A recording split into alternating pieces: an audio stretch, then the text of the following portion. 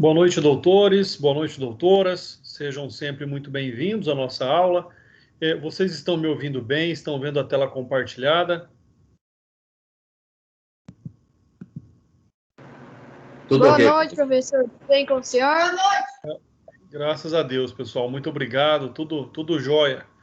Semana aí mais tranquila, semana com feriado, então uma semana onde nós estamos aí bem mais tranquilos. A gente aproveita para colocar o escritório em ordem, aproveita para colocar as aulas em ordem. Então, com certeza, aí uma semana, espero que todos estejam bem, espero que todos estejam com saúde, pessoal. Vamos, então, aqui dar início à nossa aula. Vamos falar hoje aí dos artigos 28 até o artigo 40. Então, hoje, nós temos aí como objetivo, tratar aí desses artigos, tratar aí das inovações trazidas pelo pacote anticrime no tocante aí ao artigo 28. Então, nós vamos observando, nós vamos aí, mais uma vez, dando continuidade aos nossos estudos. E é importante que vocês tenham ciência da Lei 13.964 de 2019. É a Lei 13.964/2019, que inovou sobre muitos aspectos aí do Código de Processo Penal, e dentre eles, sobre o próprio artigo 28, que fala sobre o arquivamento do inquérito policial. O que ocorre, pessoal, é que nós temos inovações, só que parte dessas inovações trazidas por essa lei estão com a eficácia suspensa. Estão com a eficácia suspensa por quê? Em razão de uma decisão numa ação direta de inconstitucionalidade, cuja decisão foi do ministro presidente do STF, Luiz Fux. Então, o que é que diz? É importante vocês entenderem qual é a nova redação do artigo 28 e lembrá-los que essa a redação está com eficácia suspensa, ou seja, é uma lei vigente com eficácia suspensa. Então, diz aí o artigo 28, ordenado o arquivamento do inquérito ou de quaisquer elementos informativos da mesma natureza, o órgão do Ministério Público comunicará à vítima, ao investigado e à autoridade policial e encaminhará os autos para a instância de revisão ministerial para fins de homologação na forma da lei. Então, ou seja, essa redação do artigo 28 do Código de Processo Penal é a nova redação, mas não é a redação que está vigente. Por quê? Porque a competência para homologação ainda hoje de inquérito policial ou de peças de informação é do magistrado. Essa nova forma, essa nova observação aí, ela foi trazida, e aí concordo com esse objetivo, ela foi trazida levando-se em consideração o fato de que se o titular da ação penal é o Ministério Público, então deve ele ser o titular também do arquivamento. E aí vocês observam aí agora um segundo grau em relação ao arquivamento do inquérito policial. Então, ou seja, se vocês verificarem a redação anterior aí à Lei 13.964 de 2019, ela não falava dessa forma. O artigo 28 tinha uma outra redação, o que leva-se em consideração que esse artigo 28, essa atual redação, está com a sua eficácia suspensa. Então, nós temos muitas inovações. Primeiro, quem aqui determina, ordena o arquivamento agora é o órgão do Ministério Público. Cabe ao órgão do Ministério Público, então, comunicar ali a vítima, ao investigado e à autoridade policial, bem como, aqui pensando ali no que seria, em tese, um recurso de ofício, mas uma reanálise necessária, ele vai encaminhar a instância ministerial superior para fazer homologação. Ou seja, retirou da esfera de competência do magistrado, e ficou na esfera de competência somente do Ministério Público. Particularmente, eu concordo com essa inovação trazida pela Lei 13.964. O problema é que o próprio Ministério Público não concordou, E o próprio Ministério Público é que interpôs essa ação direta de inconstitucionalidade, essa ADI, do qual teve ali esse julgamento em liminar favorável para a suspensão, né, da vigência, da eficácia do artigo 28. Então, ele foi publicado, né, mas ele está com a eficácia, a vigência, melhor dizendo, suspensa, né? Se vocês aí acompanham pelo Google, por exemplo,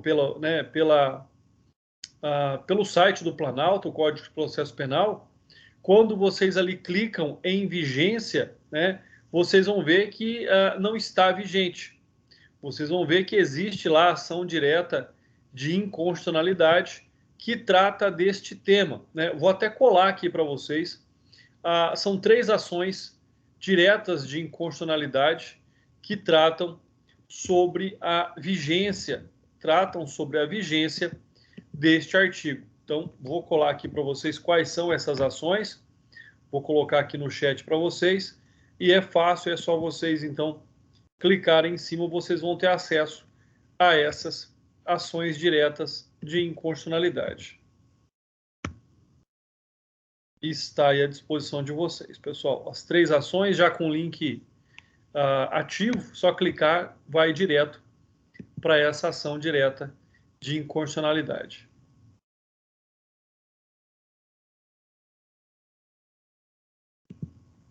Bom, na sequência aí, então, mas vamos continuar estudando, vamos ver o que fala. Então, nós temos agora quem ordena o arquivamento do inquérito e de quaisquer elementos informativos do inquérito é o Ministério Público. Compete ao Ministério Público fazer as devidas comunicações no tocante aí ao arquivamento.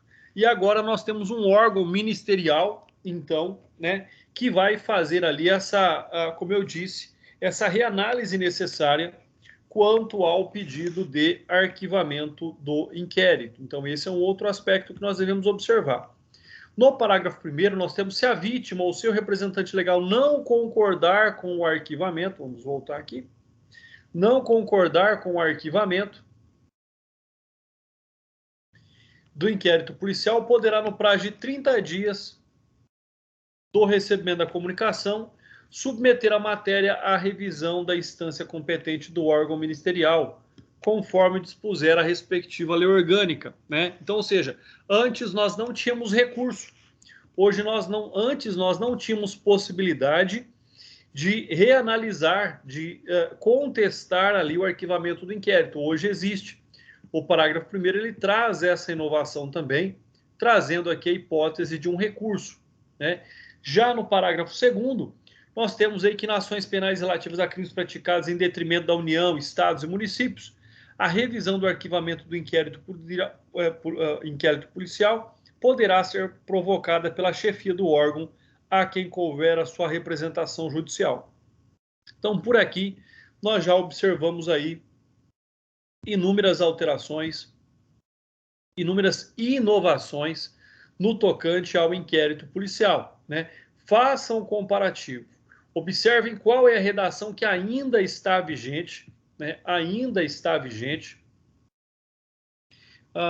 E observem a redação essa nova redação trazida aí pela Lei 13.964 de 2019, né? Qual é a redação antiga que trazia lá o artigo 28, o artigo 28 do Código de Processo Penal? Qual era a redação antiga? É importante de que nós temos essa observação. Então, a redação antiga, ela dizia algo bem diferente daquilo que nós temos hoje, né?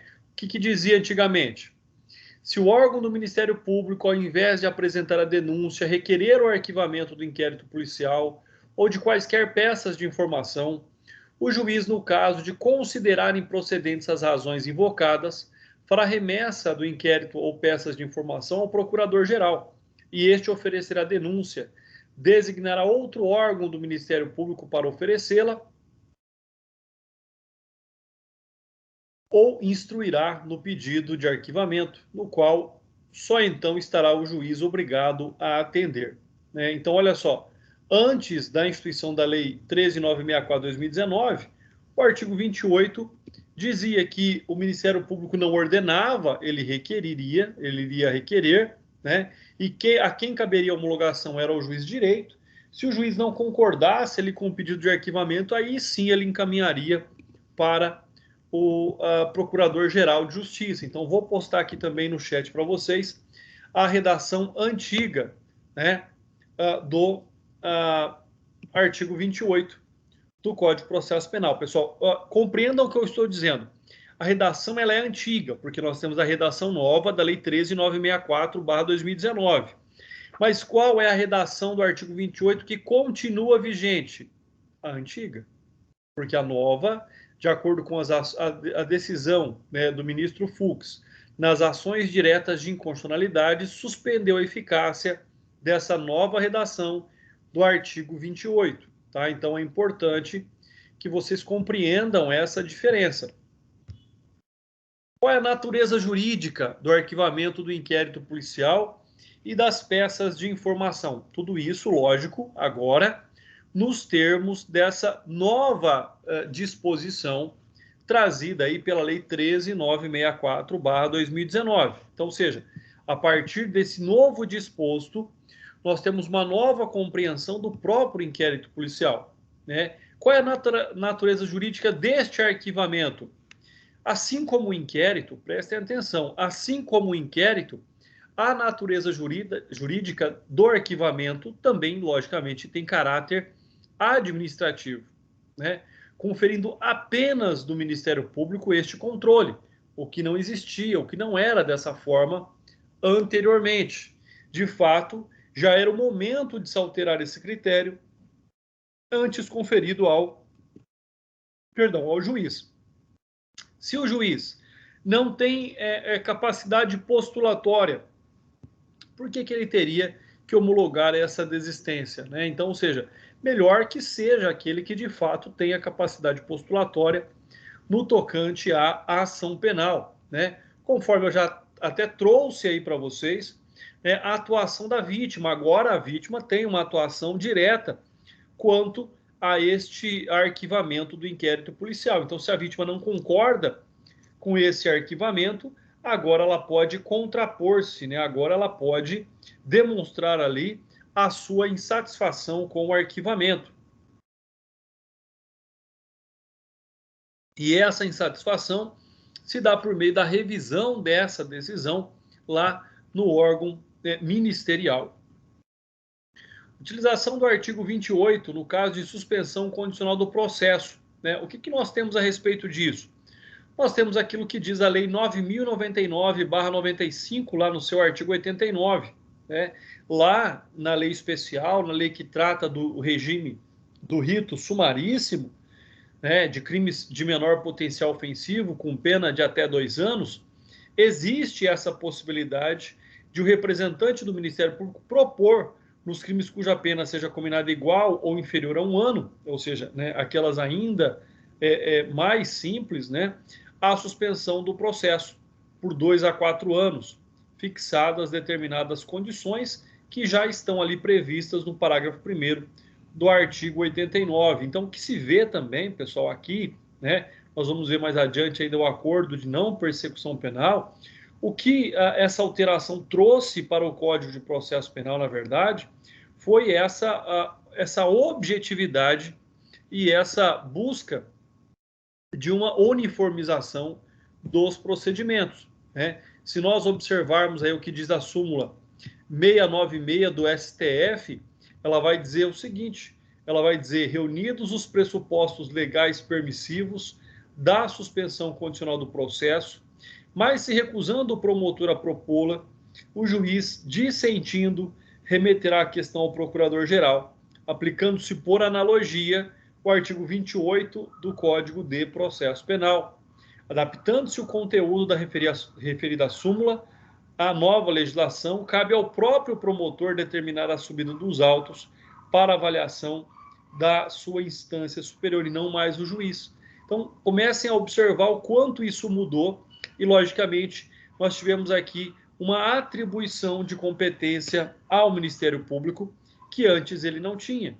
Então, hoje nós temos essa atribuição de competência, mais uma vez aí, ao Ministério Público, a atribuição de competência essa, né, que o Ministério Público não tinha, Então, ele adquiriu essa competência em razão da Lei 13.964/2019.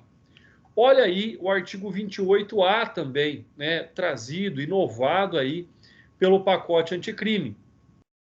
Não sendo caso de arquivamento e tendo investigado confessado formal e circunstancialmente a prática da infração penal sem violência ou grave ameaça, com pena mínima inferior a 4 anos, o Ministério Público poderá propor acordo de não persecução penal, desde que necessário e suficiente para a reprovação e prevenção do crime, mediante as seguintes condições ajustadas, cumulativa e alternadamente. Então, aqui no artigo 28A, ele está com a sua eficácia vigente, tá? A eficácia do artigo 28 está suspensa dessa nova redação, mas a redação do artigo 28A do Código de Processo Penal está com a sua eficácia vigente. Então, o acordo de não persecução penal, tá? O acordo de não persecução penal é aí a disposição que vem tratada no artigo 28A. Então, quais são as hipóteses, quais são as condições a serem ajustadas para que o indivíduo não seja processado? Olha aqui uma questão interessante. Quando nós tratamos, por exemplo, lá na transação penal, quando nós tratamos em outras hipóteses, né, lá no artigo 76 da Lei 9.099, nós temos uma pena máxima em que pode ser favorecido o agente, né, com o não prosseguimento da ação. Aqui é o contrário. Aqui diz, né, que a infração penal tem que ser sem violência ou sem grave ameaça e com pena mínima inferior a 4 anos. Ou seja, existe uma pena máxima para a prática dessa infração penal? Não existe, né? Aqui, de fato, é para crimes graves, desde que cometidos sem violência ou grave ameaça. Então, nós não temos uma pena máxima. Nós temos aqui apenas uma pena mínima. Então, quais são as condições a serem impostas, né, caso o indivíduo queira concordar com o acordo de não persecução penal? Primeiro, reparar o dano ou restituir a coisa à vítima, exceto na impossibilidade de fazê-lo. Renunciar voluntariamente a bens e direitos indicados pelo Ministério Público como instrumento, produto ou proveito do crime. Prestar serviço à comunidade ou entidades públicas por período correspondente à pena mínima combinada, ao delito diminuída de 1 a 2/3, em local a ser indicado pelo juiz da execução penal. Pagar prestação pecuniária a ser estipulada nos termos do artigo 45 do Decreto-Lei 2848, ou seja, também o Código Penal, né? A entidade pública ou de interesse social a ser indicada pelo juízo da execução, que tenha preferencialmente como função proteger bens jurídicos iguais ou semelhantes aos aparentemente lesados pelo delito. Então, o artigo 28 continua, 28A continua. Cumprir por prazo determinado outra condição indicada pelo Ministério Público, desde que proporcional e compatível com infração penal imputada. Parágrafo 1º.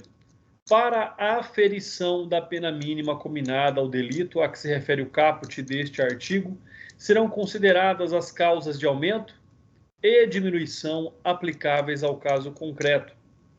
O disposto no caput deste artigo não se aplica nas seguintes hipóteses. Olha só, o disposto no caput deste artigo não se aplica nas seguintes hipóteses. Quais são essas hipóteses? Se for cabível transação penal de competência dos juizados especiais criminais nos termos da Lei 9.099/95. Se o investigado for reincidente ou se houver elementos probatórios que indiquem conduta criminal habitual, reiterada ou profissional, exceto se insignificantes as infrações penais pretéritas. Ter sido agente beneficiado nos 5 anos anteriores ao cometimento da infração, em acordo de não persecução penal, transação penal ou suspensão condicional do processo. Inciso 4º. Nos crimes praticados no âmbito de violência doméstica ou familiar, ou praticados contra a mulher por razão de condições do sexo feminino, em favor do agressor. Parágrafo 3º. O acordo de não persecução penal será formalizado por escrito e será firmado pelo membro do Ministério Público, pelo investigado e por seu defensor. Então, mesmo aqui ainda não havendo o processo, tá? Mesmo não havendo o processo, porque aqui ainda não foi apresentada a denúncia, é aquele momento anterior ao oferecimento da denúncia, né? É aquele momento entre, né, o encaminhamento, a conclusão ali do inquérito policial e o oferecimento da denúncia.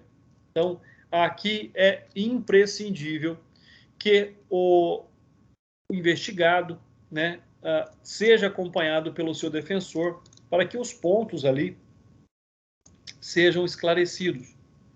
Parágrafo 4º. Para a homologação do acordo de não persecução penal, será realizada uma audiência na qual o juiz deverá verificar a sua voluntariedade por meio da oitiva do investigado na presença do seu defensor e sua legalidade. Se o juiz considerar inadequadas, insuficientes ou abusivas as condições dispostas no acordo de não persecução penal, devolverá os autos ao Ministério Público para que seja reformulada a proposta de acordo com concordância do investigado e seu defensor.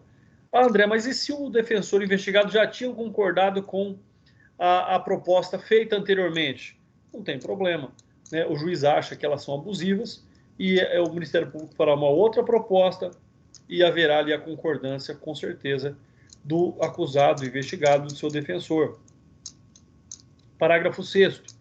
Homologado judicialmente o acordo de não persecução penal, o juiz devolverá os autos ao Ministério Público para que inicie a execução perante o juízo da execução penal. Parágrafo 7º. O juiz poderá recusar a homologação à proposta que não atender aos requisitos legais ou quando não for realizada a adequação a que se refere o parágrafo 5º deste artigo.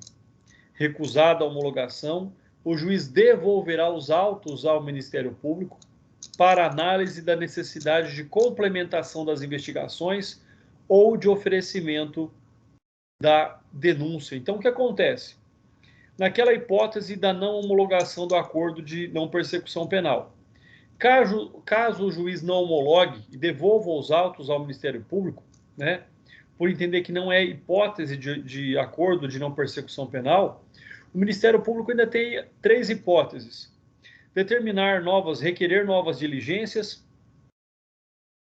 oferecer a denúncia ou, né, arquivar, requerer, opinar, requerer aí o arquivamento do inquérito.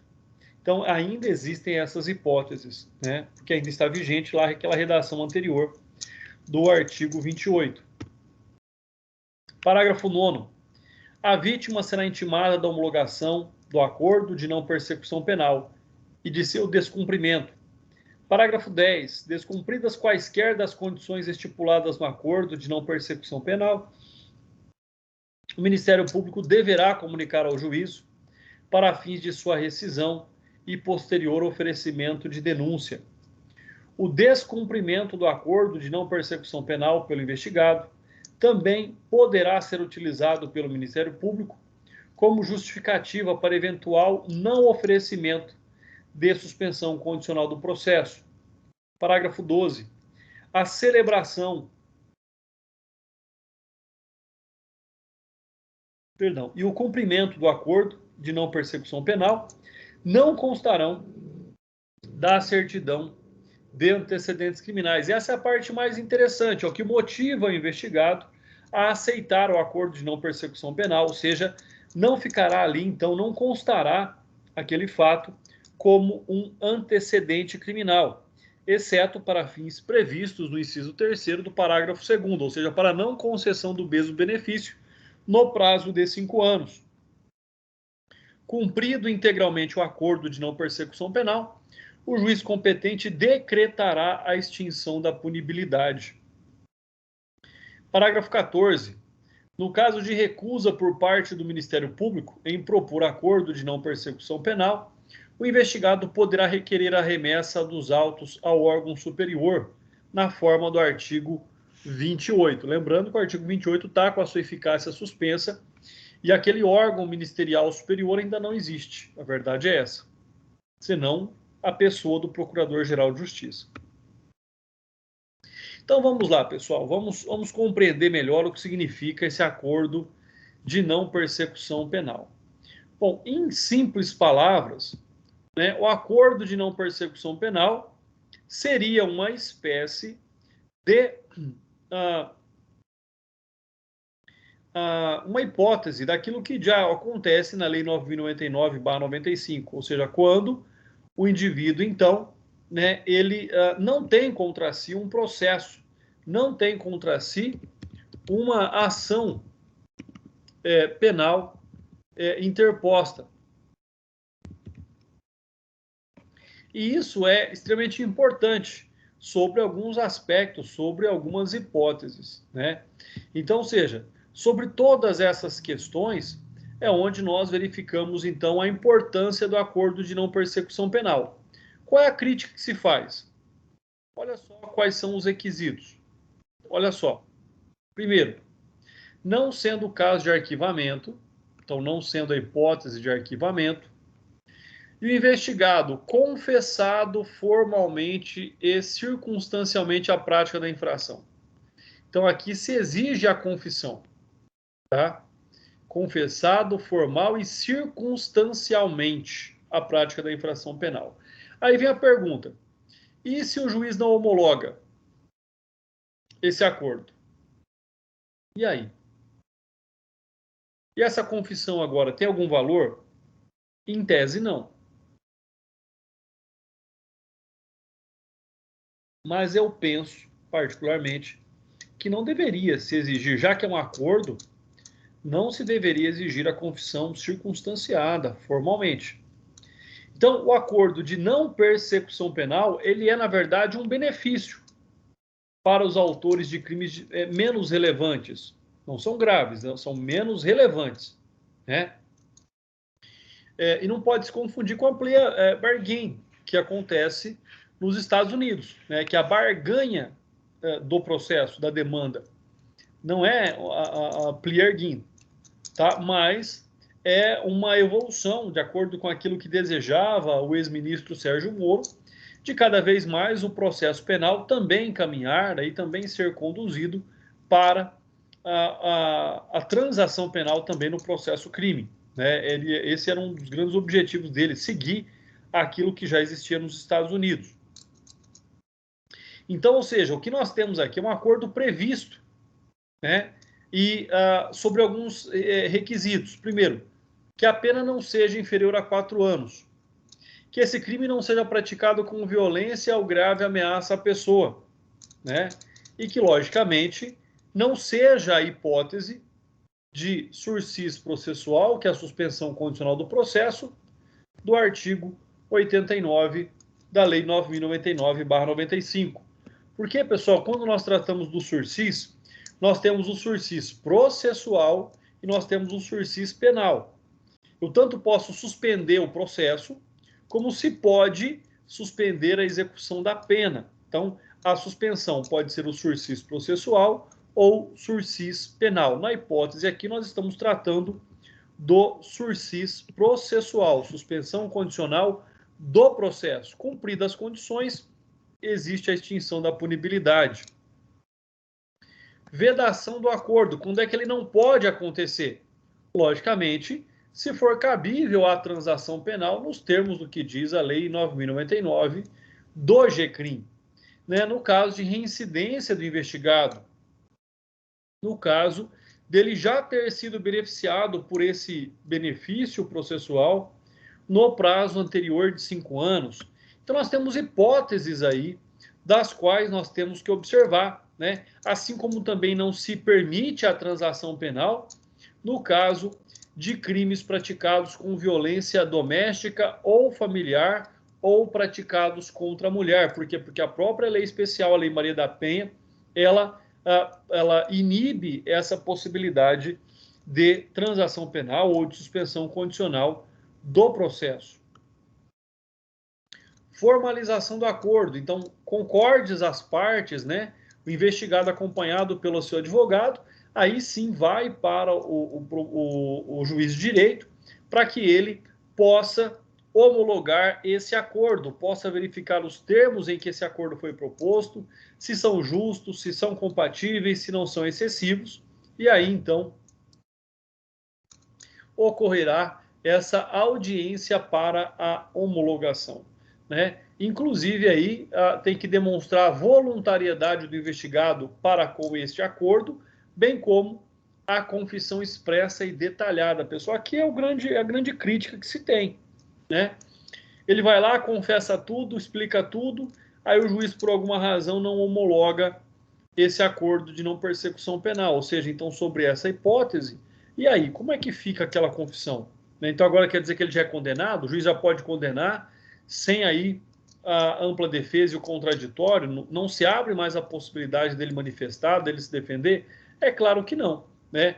A doutrina, ela vem dizer, por mais que eu não concorde com ela, que em havendo essa confissão expressa e detalhada, caso não ocorra a homologação desse acordo, continua aí o investigado e posteriormente o denunciado, né, garantido pelo manto da presunção de inocência. Mas depois de, como se diz, né, depois da palavra dita, não volta mais. Quais são as considerações? Professor.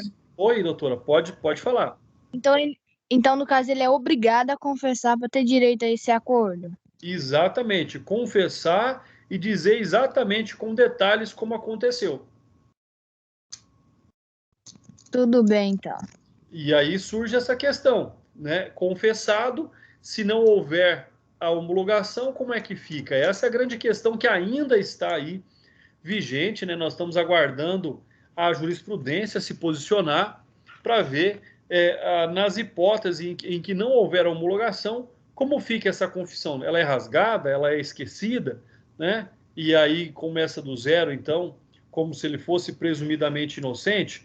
E se ele já deu detalhes que o Ministério Público não sabia? Esses detalhes podem ser utilizados contra ele na denúncia e na ação penal? Então, olha como isso é bastante interessante quando nós observamos o que significa o acordo de não persecução penal. Pessoal, alguém com mais alguma dúvida, alguma pergunta até aqui? Importante a participação de vocês, né? Sempre fundamental. Alguma pergunta?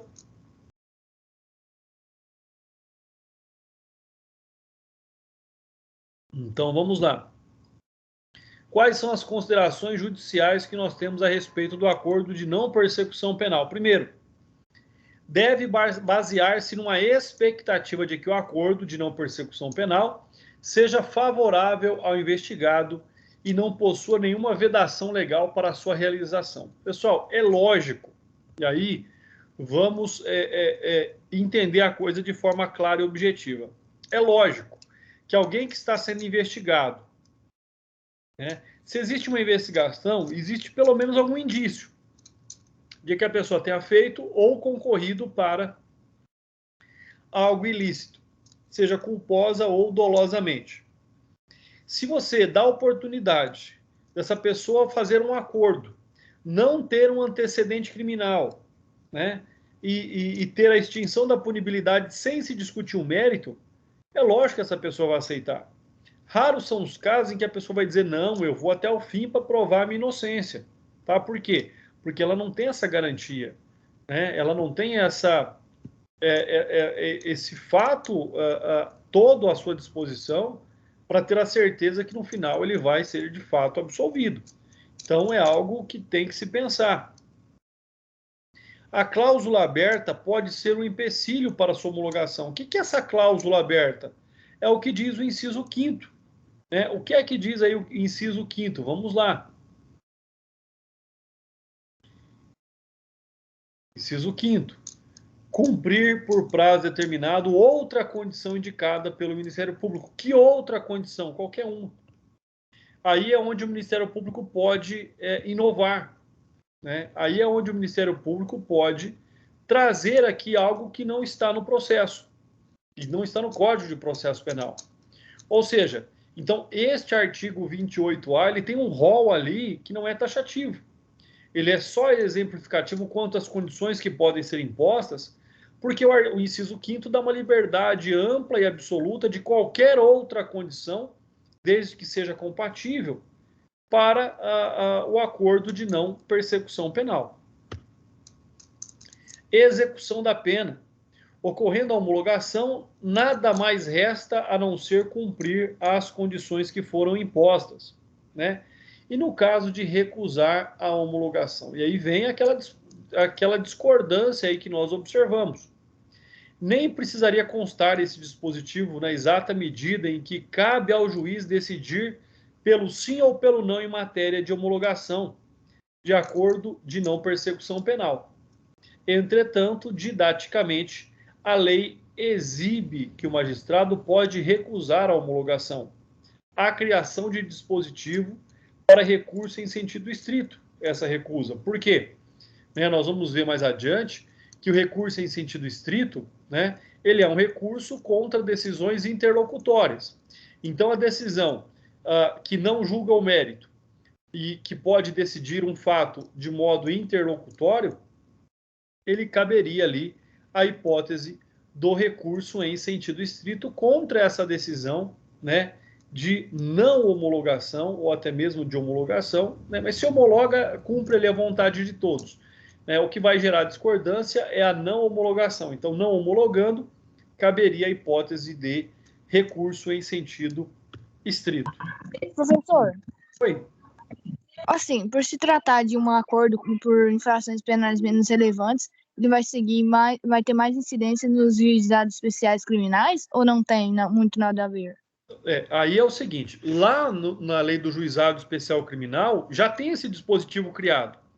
Na verdade, o artigo 28A não se aplica ao juizado especial. Ele se aplica por exceção, Quando não for hipótese do juizado especial, aí caberia, então, o acordo de não persecução penal. Porque, doutora, olha só, vamos abrir aí a lei 9.099/95. A doutora vai ver que lá já existe essa disposição no artigo 89.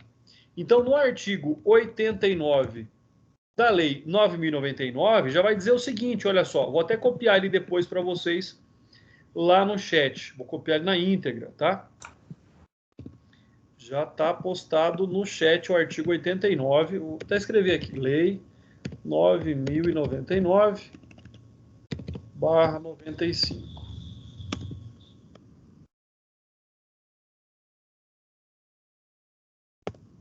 Já está aí para vocês o artigo 89. Ele tem a seguinte redação. Isso é a lei 9.099 para crimes de menor potencial ofensivo.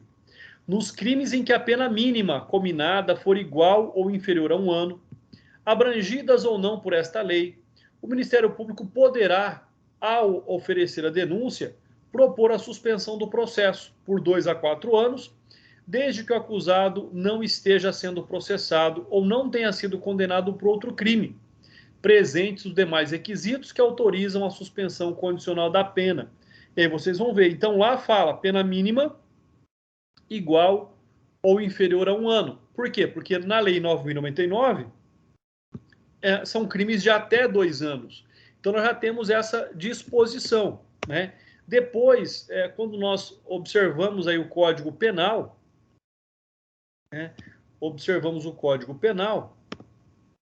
vocês vão observar, vocês já até estudaram esse dispositivo, Quando vocês abrem o Código Penal e colocam lá suspensão, vocês vão observar, o que vocês vão ver? A suspensão condicional do processo.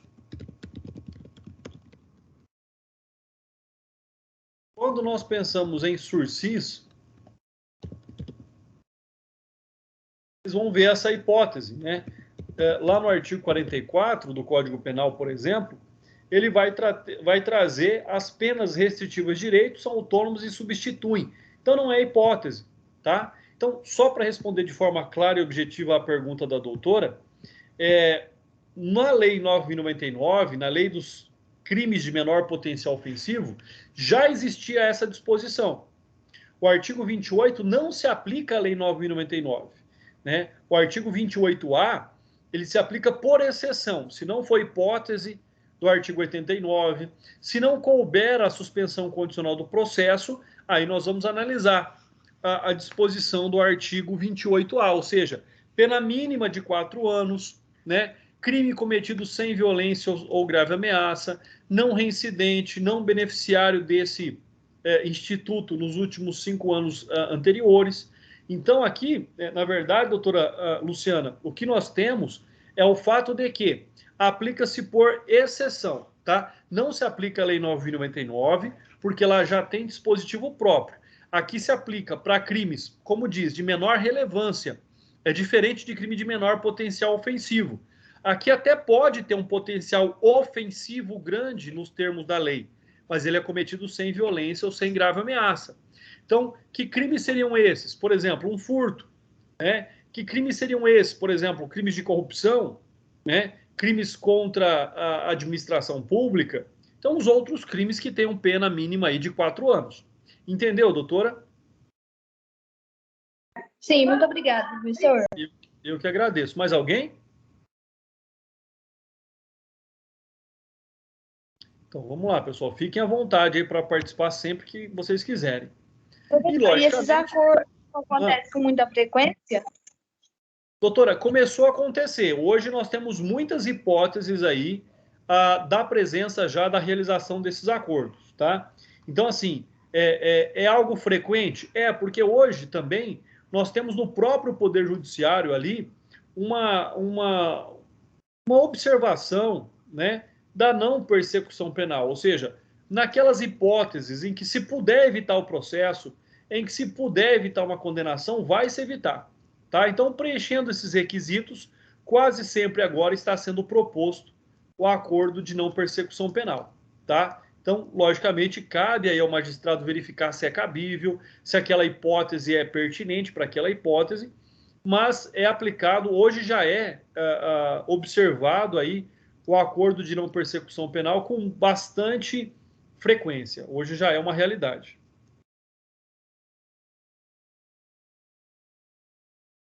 Continuando aí, pessoal, então, né, nós vamos observando um outro dispositivo, né? Ou seja, cumprido o acordo, homologado o acordo, né, cumpridas as condições impostas, nós temos a extinção de punibilidade. Agora, se por alguma eventualidade esse acordo de não persecução penal não é cumprido, né, dentro dessa nova realidade que nós estamos vendo, cabe ao MP decidir sobre o acordo. Ou seja, se o membro de primeira instância não concordar, permite-se recurso do interessado investigado ao órgão superior do Ministério Público. No entanto, mas envolve a magistratura de uma forma, né? Ou seja, se não for cumprido esse acordo, primeiro precisa verificar por que não cumpriu.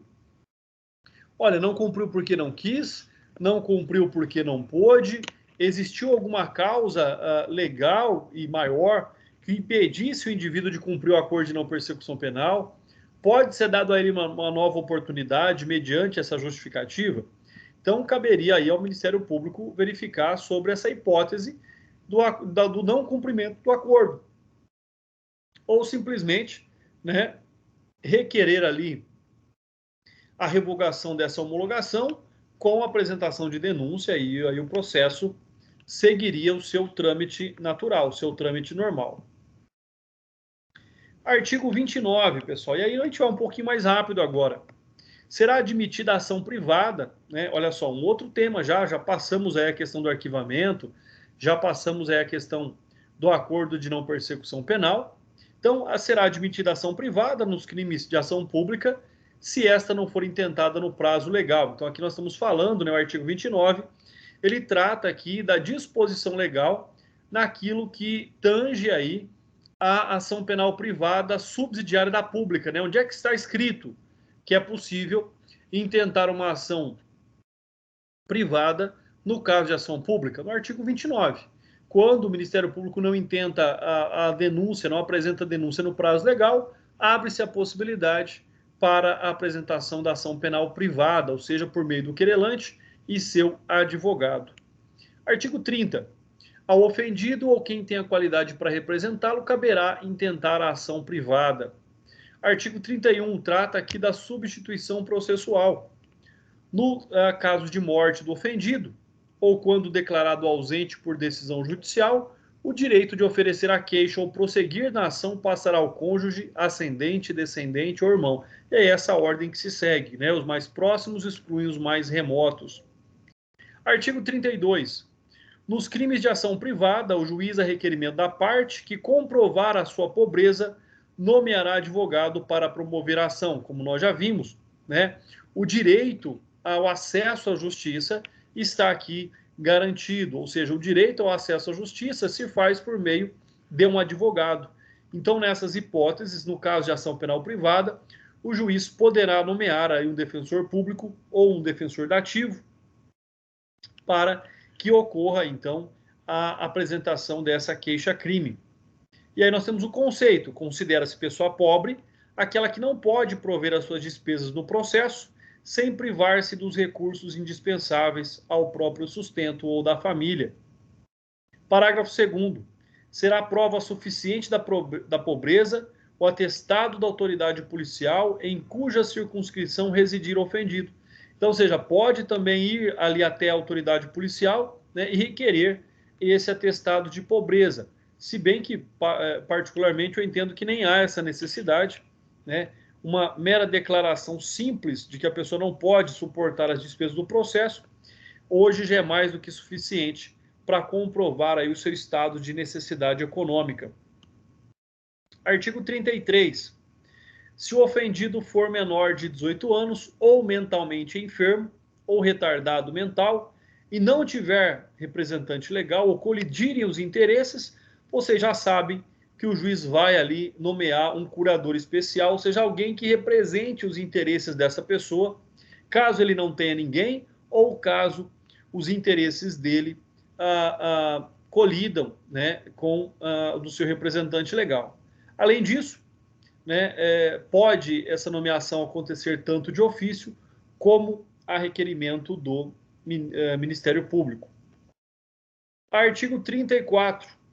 Se o ofendido for menor de 21 anos e maior de 18, o direito de queixa passa a ser exercido por ele ou por seu representante legal. Pessoal, importante dizer aqui que a partir do momento em que nós observamos esse dispositivo, né, nos parece aí que ele foge à regra legal de que toda pessoa maior de 18 anos e mentalmente capaz deva responder pelos seus atos, tá? Então, esse artigo 34, ele tem aí uma certa hipótese, né, que nós não devemos atender. Por quê?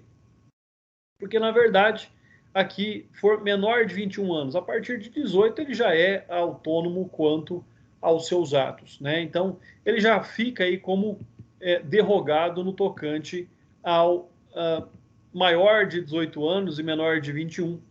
Direito de queixa poderá ser exercido por ele ou por seu representante legal. Pessoal, maior de 18 anos automaticamente pode exercer o direito de queixa, tá? Todo maior de 18 anos pode exercer o seu direito de queixa. Artigo 35, revogado. Artigo 36. Se comparecer mais de uma pessoa com direito de queixa, terá preferência o cônjuge e em seguida o parente mais próximo na ordem da enumeração ali do artigo 31, podendo, entretanto, qualquer delas prosseguir na ação, caso o querelante desista da instância ou a abandone, né? Então, naquela ordem da substituição processual, logicamente, se mais de uma pessoa quiser intentar essa ação privada, né, os mais próximos excluem os mais remotos também. Artigo 37. As fundações, associações ou sociedades legalmente constituídas poderão exercer a ação penal, devendo ser representada por quem os respectivos contratos ou estatutos designarem, ou no silêncio desse, pelos seus diretores ou sócios gerentes. Então, ou seja, o que é que nós temos a respeito disso? O que nós temos a respeito deste tema? O fato em que a pessoa jurídica é titular de direito, em que pese ela seja constituída simplesmente de forma subjetiva pelo seu patrimônio, mas ela tem titularidade na ação penal também, ação penal privada, é lógico. Artigo 38. Salvo disposição em contrário ofendido, seu representante legal decairá o direito de queixo de representação no prazo de 6 meses, contado do dia em que vier saber quem é o autor do crime. Já comentamos bastante também, né? Essa reta final aqui é somente para justificar legalmente onde está tudo aquilo que nós já vimos. E vocês sabem, então, que o prazo decadencial para a representação, o prazo decadencial para a propositura da ação penal privada, ela é de 6 meses, seja ali contados do conhecimento do autor do fato. No caso da ação penal privada subsidiária da pública, também esse mesmo prazo, da data em que esgotar o prazo para o oferecimento da denúncia, mas sempre 6 meses. Prazo decadencial, por quê? Porque decai o direito de ação do indivíduo. Né? Parágrafo único. Verificar se há a decadência, olha aí, prazo decadencial, do direito de queixa ou representação dentro do mesmo prazo, nos casos do artigo 24, parágrafo único, e 31, conforme nós já vimos lá. Artigo 39. O direito de representação poderá ser exercido pessoalmente ou por procurador, com poderes especiais, mediante declaração escrita ou oral, feita ao juiz, ao órgão do Ministério Público ou à autoridade policial. A representação feita oralmente ou por escrito, sem assinaturas devidamente autenticadas do ofendido e de seu representante legal ou procurador, será deduzido a termo perante o juiz da autoridade policial, presente o órgão do Ministério Público, quando este houver sido dirigido. Então, nós já vimos lá que a representação tanto cabe ser feita ao delegado de polícia, ao Ministério Público ou ao juiz de direito, tá? A representação nós já vimos. Já vimos também que a pessoa não poderá desistir da representação após o oferecimento da denúncia, né? A representação conterá todas as informações que possam servir para a apuração do fato. Oferecida ou reduzida a termo a representação, a autoridade policial procederá ao inquérito ou não, sendo competente remetê-lo-á à autoridade que o for. A representação, quando feita ao juiz ou perante este reduzida a termo, será remetida à autoridade policial para que esta proceda ao inquérito. O órgão do Ministério Público dispensará inquérito se com a representação forem oferecidos elementos suficientes que habilitem ali a promover a ação penal, ou será oferecida a denúncia no prazo de 15 dias no caso de réu solto. Artigo 40. Quando em autos ou papéis que de conhecerem, o juiz ou tribunais verificarem a existência de crime de ação pública, remeterão ao Ministério Público as cópias e os documentos necessários ao oferecimento da denúncia. Então, ou seja, num processo verifica-se a presença de um outro crime de ação pública, extraem-se cópias, encaminha-se para o Ministério Público para que ele possa tomar ali as providências cabíveis, pessoal. Né? Com base nisso, nós terminamos aí a nossa aula de hoje. Nós terminamos aí a nossa aula de hoje, deixando aqui já para vocês um recado de que já vou postar no Moodle a partir dessa semana, né, o trabalho bimestral de vocês, tá? Então fiquem atentos ao Moodle, o trabalho, perdão, no Moodle não, no Teams, né? Já vai estar lá no Teams. Vou postar o trabalho bimestral, né? A avaliação mensal de vocês já vai estar postada a partir dessa semana. Lá já vai estar especificado o que é para ser feito e o prazo que é para ser entregue àquela atividade, tá bom? Fiquem atentos. Qualquer dúvida, estou sempre à disposição. Qualquer dúvida, fiquem à vontade sempre para perguntar, pessoal. Alguma dúvida? Não havendo dúvidas. Oi, pode falar, doutor. Não, obrigado. Opa, eu que agradeço, viu? Muito obrigado pela presença de todos. Qualquer dúvida, sempre estou à disposição. Né? Assistam lá pelo YouTube, deixem seus comentários, participem lá, é bastante importante para mim que vocês acessem os vídeos, né? Vai aí fortalecendo o nosso canal, para que a gente possa continuar gravando as aulas, para que a gente possa continuar aí deixando sempre à disposição de vocês, pessoal. Fiquem com Deus, um abraço, bom final de semana e até a semana que vem.